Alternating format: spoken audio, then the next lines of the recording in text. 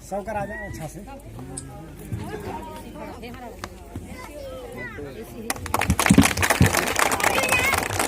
जन गण मन अधिनायक जय है, भारत भाग्य विधाता। पंजाब सिंध गुजरात मराठा द्राविड़ उत्कल बंगा। अम्बेडकर की, महात्मा गांधी की, महात्मा गांधी की, लाल बहादुर शास्त्री की, लाल बहादुर शास्त्री की, चंद्रशेखर आजाद की, चंद्रशेखर आजाद की, सुभाष चंद्र बोस की।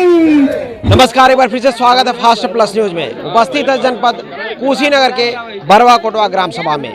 और आज भारत के पवित्र त्योहारों में से एक त्यौहार, महान त्यौहार 26 जनवरी यानी गणतंत्र दिवस पूरे भारत में हर्षोल्लास के साथ मनाया जा रहा है। आप पीछे देख रहे होंगे झंडा तिरंगा लहर रहा है और बाबा साहब की प्रतिमा पर पुष्प अर्पित किया गया है, पुष्प की माला पहनाई गई है और मोमबत्ती अगरबत्ती जलाकर उन्हें नमन किया गया है।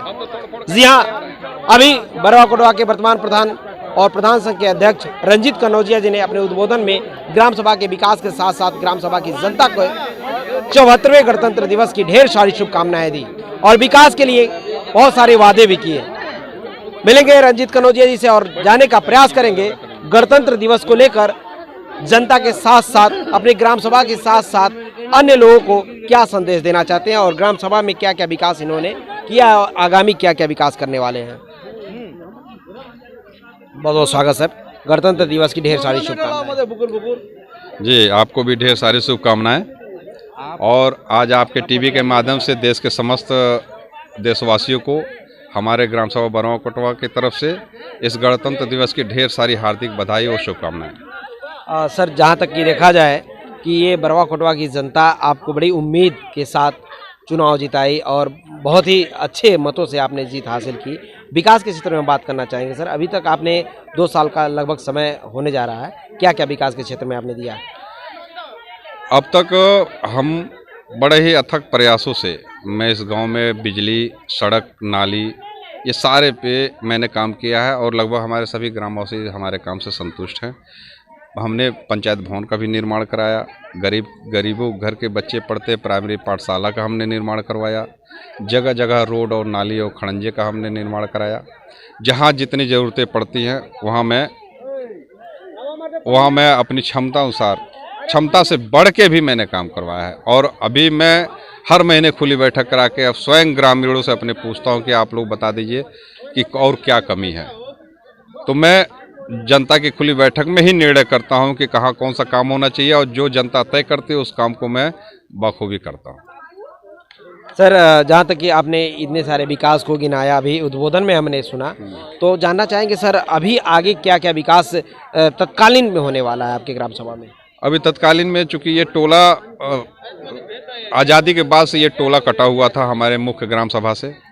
इस टोले के विकास के वो चुनाव वोट के नाम पे चुनाव में लोग वोट ले लेते थे, लेकिन विकास के नाम पे कुछ करते नहीं थे। ये हमारे गांव का छोटा सा टोला है जहां ये बिल्कुल कटा हुआ था। तो अभी तत्काल में इसके मुख्य मार्ग का जो है मुख्यमंत्री कोष से जो है हमने मुख्य मार्ग पास करवा दिया है। अब वो 1-2 महीने के अंदर ही बनना शुरू हो जाएगा। पीछे एक पिच रोड मार्ग का निर्माण मैं मुख्यमंत्री कोष से ही करा रहा हूँ। तो मैं ये चाहता हूँ वर्षों से जो ये टोला मेरे ग्राम सभा से कटा हुआ था, जिसका विकास नहीं हो पा रहा था, सिर्फ वोट लोग मांग के और चले जाते थे, प्रधान बन जाते थे, लेकिन मेरा सबसे पहला इस फोकस इस टोले पे है कि इस टोले के गली गली में मैं रोड का जाल बिछा दूं और हर घर से नाली और पानी निकासी की व्यवस्था कर दूं। बिजली की व्यवस्था मैंने कर ही दिया। आज बाबा साहब की प्रतिमा के पास आप पुष्प अर्पित किए, लेकिन देखा गया कि बाबा साहब का छत नहीं लगा हुआ, क्या संदेश देना चाहेंगे? नहीं, संदेश तो मुझे भी लगा कि छत लगना जरूरी है। देश के निर्माता, संविधान के निर्माता, आज इनकी वजह से ही हमारे देश में हमारा देश प्रगतिशील हुआ है। तो ऐसे में अभी अपने उद्घोषण में भी कहा हूँ और आपके टीवी के माध्यम से भी कहना चाहता हूँ कि मैं बाबा साहब के छत वो जल्दी ही इनके छत का निर्माण करा के इनको भी एक मंदिर का रूपरेखा दे दूंगा। धन्यवाद सर। तो देख सकते हैं कि प्रधान जी ने जो जो वादा किए चुनाव के पहले, वो सारे वादे को धीरे धीरे निरंतर पूरा करने में लगे हुए हैं। और यहाँ भी जो बाबा साहब की प्रतिमा की बात की गई है, तो बाबा साहब प्रतिमा तो लगा हुआ है लेकिन छत नहीं लगा हुआ है, जिसमें प्रधान जी का कहना है कि बहुत ही जल्द छत भी लग जाएगा और धीरे धीरे 5 साल के अंदर जो भी विकास कार्य इस ग्राम सभा में नहीं हुए हैं वो धीरे धीरे निरंतर होकर विकास कार्य होंगे और एक जनपद और ब्लॉक में एक आदर्श ग्राम सभा होगा और निरंतर विकास होते रहेगा। तो देखते रहें फास्ट प्लस न्यूज, बने रहें। धन्यवाद।